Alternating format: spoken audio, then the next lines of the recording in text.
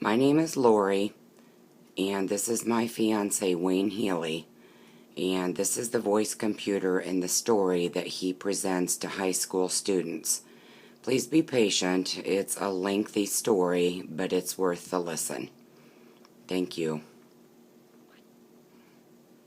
About me. 1. Who are you? Hello, all you pretty animals. My name is Wayne.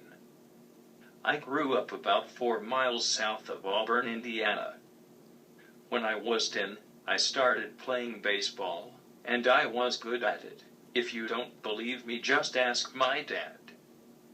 He'll tell you how good I used to be at it. As a matter of fact, I helped lead my Pony League team in Auburn to the championship game, and we won it. It was great. But I have got some news for you all. Please don't drink and drive. Look at what and where it gets you. 2. What were your plans before the accident? Well, my plans were to graduate from DeKalb High School, which I did back in '85. I thought about going to the big leagues in baseball, but never made it that far. Why, you ask? Well, it's a long story, but if you're willing to listen, I'm willing to try to tell you in the best way I can. 3. What happened? I used to be known at DeKalb High School for my good drugs as one of the biggest dealers in the school. When I was still going to school, I drank about every weekend with my cousin Jim and a friend. His name was Boomer. When I was in school, I started doing drugs.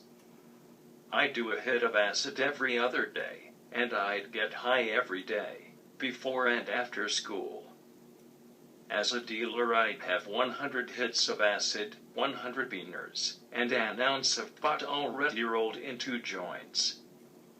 I'd take them to school with me, and by the end of the day, I'd be ready to go get more of everything.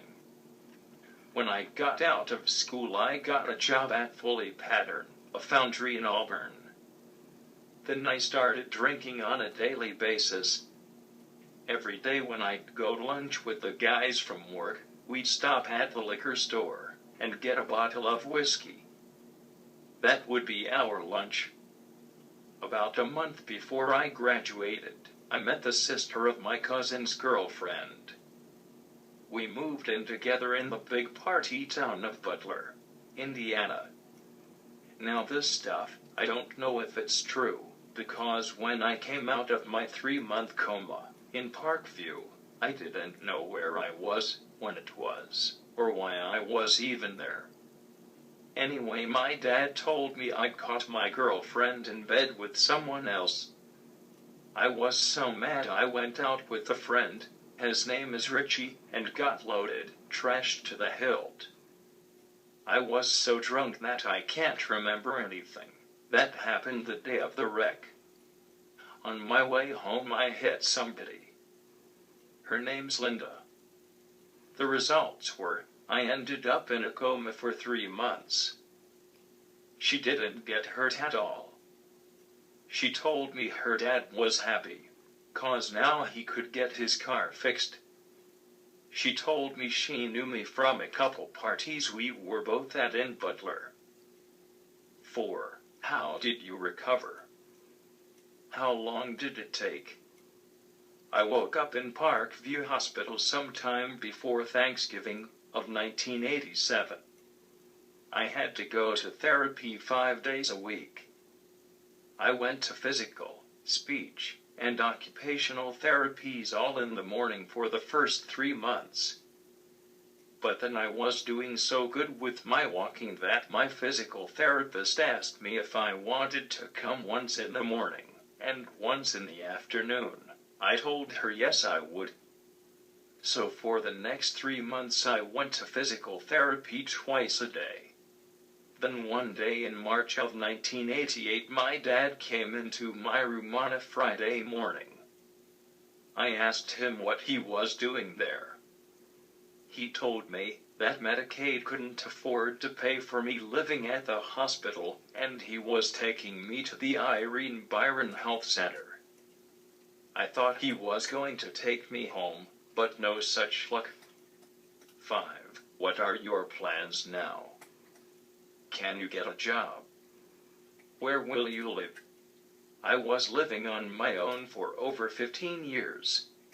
Not anymore. I found the love of my life at our 25-year class reunion.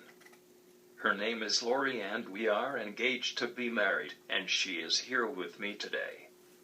I used to have a job at a nursing home here in Auburn. I only worked part-time, 3 hours a day, 3 days a week, but I liked going to work, even though I couldn't talk very well. But the people I worked with liked me, at least I think they did. As far as my plans go now, I'm back in my hometown of Auburn, where the most important people in my life are at, my dad, mom, and Lori. 6. How has your life changed? My life has changed in a great number of ways since my wreck. I couldn't walk or talk when I woke up in the hospital. I didn't know any of the faces around me, and I couldn't say yes, no, or maybe, because if you were in a coma for 3 months, I'll bet you wouldn't be able to walk or talk either.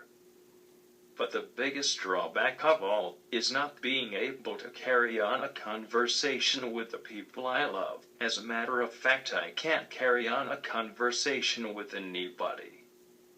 You see, I can't talk because of the brain damage I suffered, so I feel like a little baby.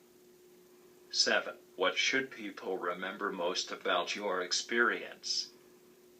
There's a lot of things I didn't tell them, but I think the one most important thing they should realize is that all the TV commercials you see, all the things you read or hear about drinking and driving are true. So if I were you, I wouldn't do any drinking if you know you're going to have to drive any place, because look what it gets you. I don't think any of you want to be in this condition like me. Thank you all for coming. I'll try to answer your questions to the best of my ability. Just remember, my memory and voice aren't what they used to be.